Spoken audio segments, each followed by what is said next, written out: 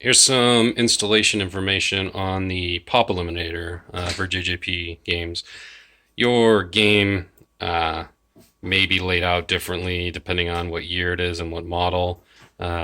This is dealing with those that have the CPU in the back box, like Pirates, Waz, Yellow Brick Road, and I don't know any other ones that have it. But basically, we're looking at the CPU case up here. Yours will have a metal cover over it. There's just four screws on either side that you want to undo.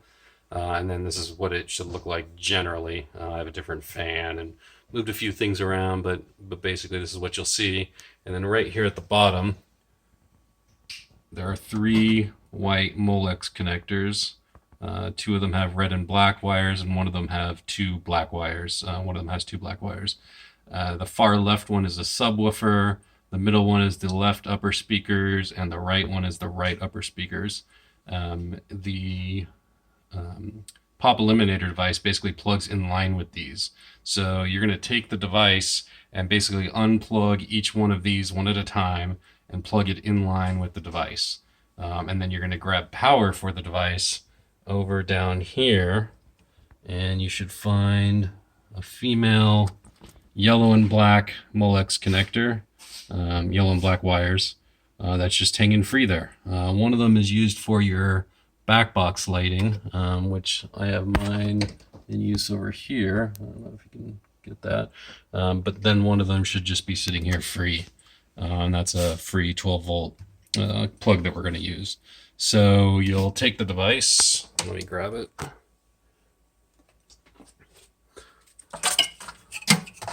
One end is the matching yellow and black Molex connector for that plug over there. So you'll plug that one in last. You'll need to do that first.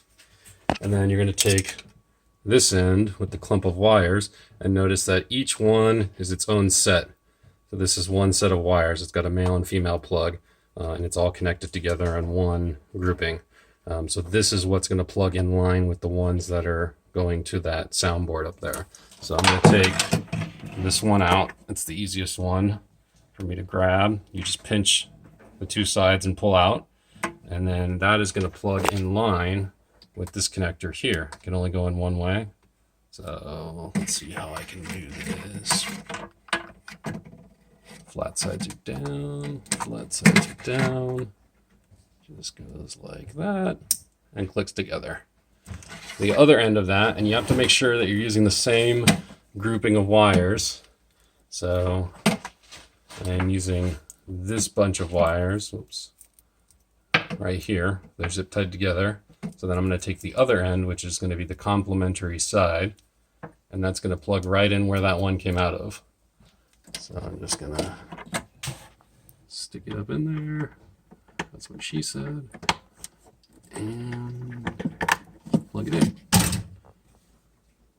That's it. You're going to repeat that for all three connections that go to that box up there.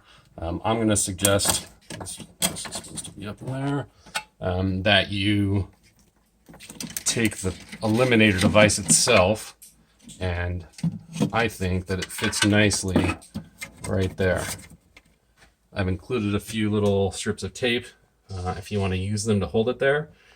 I don't even think it needs it, but you can choose what you would like to do. There is a hole in the case right back under that power supply there, and that's where the power feed is going to go down, just like that in there. You just slide it down through there and plug it in down there, and that's the install. That's really all you need to do. The device will come to you programmed with a default timeout, which should work on most JJP games, but on the website there'll be instructions how to adjust it. Basically, these four buttons control your adjustment for the timeouts. It's not very clear how to adjust this. I understand that, so I'm going to go through it pretty slowly in a different video. So if you do need to adjust it, you can. Basically, you're setting a number of seconds for a timeout for each of these four relays that are here. We only use 3 of them, so you only have to worry about the first 3. But they'll all be set to the same timeout, because basically you're saying when the power turns on, wait a certain amount of time before you connect the speakers. And so each of the 3 speaker connections should have the same timeout.